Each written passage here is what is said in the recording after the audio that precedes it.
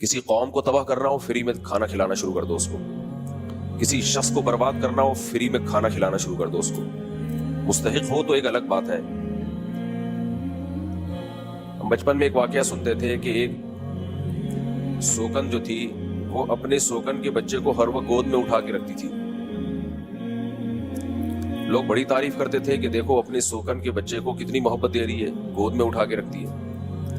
وہ اصل میں یہ چاہتی تھی کہ یہ چلنا نہ سیکھے, یہ گود میں ہی رہے ساری زندگی. ایسا ہی ہوا, وہ بچہ بڑا ہو گیا مگر اس کو چلنا نہیں آیا.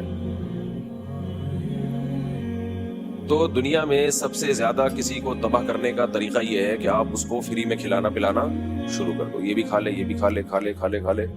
اس کے بعد محنت کر کے کھانا اس کو ایسے لگے گا جیسے زہر کا پیالہ پی رہا ہے وہ. محنت کر کے کھانا اس کو ایسا لگے گا.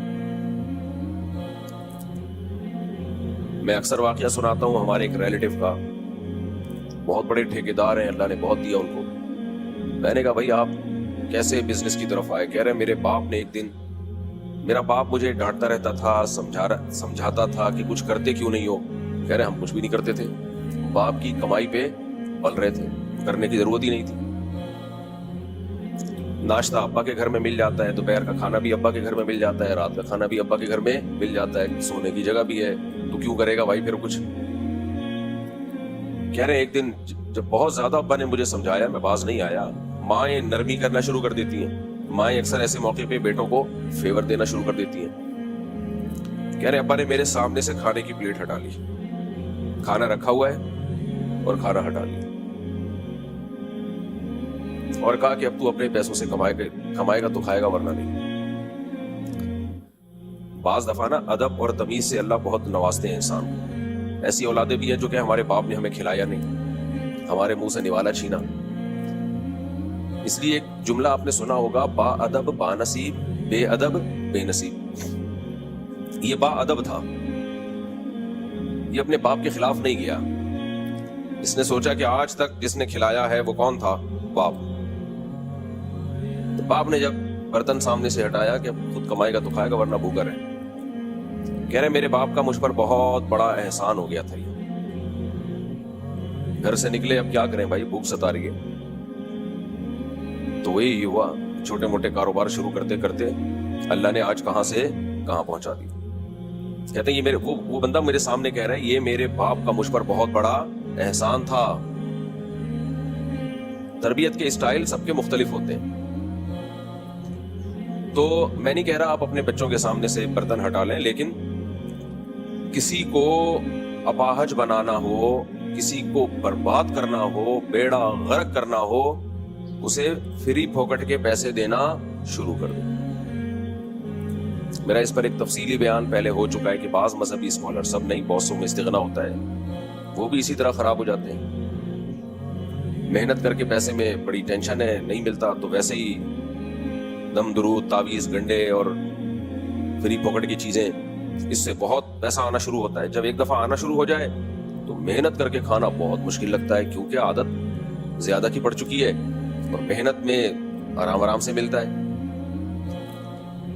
تو اس لیے خوب یہ بات اچھی طرح سے سمجھیں, اگر آپ کو کسی سے دشمنی ہے یا آپ کسی کو اس کی نسلوں سمیت برباد کرنا چاہتے ہیں, وہ بھی برباد ہو, اس کی نسلیں بھی ہمیشہ کے لیے, کیونکہ بھکاریوں کی نا نسلیں چلتی ہیں. یہ چیز جینز میں منتقل ہوتی ہے. ابا بھیک مانگتے تھے تو بچوں نے ابا کو دیکھا تو بچوں کی بھی یہی عادت. افریقہ کے جو غریب علاقوں میں گیا, چھوٹے چھوٹے بچوں کو بھیک مانگتے ہوئے, ہر بچہ بھیک, بڑا بھیک, سب. یعنی بعض علاقے ایسے تھے. میں نے کہا کہ یار اتنا کیا ہے؟ انہوں نے کہا ان کو عادت پڑ چکی ہے, عادت پڑ چکی ہے. یہ باپ دادے پردادوں سے بھیک مانگتے, کچھ لوگ, سب نہیں. تو وہاں تو لوگ جانتے ہیں نا ان کو, کہ ان کو عادت پڑ چکی ہے. باپ دادے پردادے سب کیا تھے؟ بھکاری.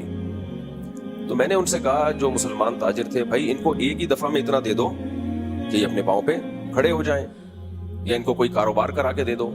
کہتے ہیں بہت دفعہ ہم نے تجربہ کیا ہے. ان کو کوئی دکان کھول کے دے دی, کوئی ریڑھی خرید کے دے دی, یہ ریڑھی بیچیں گے اور جو پیسہ آئے گا سب اڑا دیں گے, اگلے دن پھر بھیک مانگ رہے ہوں گے. کہہ رہے ہم نے یہ بھی کیا کہ بھائی ان کو 6 مہینے کی ایڈوانس تنخواہ دے دو, یا اکٹھے زیادہ پیسے دے دو کچھ کر لیں. تو وہ 4-5 دنوں میں عیاشی میں شراب کباب میں اڑا دیتے ہیں, 5ویں دن سے پھر بھیک. یہ مشاہدے پر مبنی واقعات سنا رہا ہوں میں, ہوائی باتیں بولو نہیں, یہ جو مشاہدہ ہے نا وہ بتا رہا ہوں آپ کے سامنے. تو اور ایک کی گواہی نہیں تھی, بہت لوگوں نے یہ بات بتائی ہمیں وہاں. بھائی ان میں بعض لوگوں کو نسلوں سے عادت پڑ گئی ہے کہ دادا پردادے ان کے مانگتے تھے تو بس گئے. کہہ رہے ہیں 20 کوششیں کر چکے ہیں بھائی, ہم تمہیں بزنس میں پارٹنر بنا کے پارٹنرشپ پہ بزنس کر لو, یہ کر لو وہ کر لو, جو مرضی کر لو.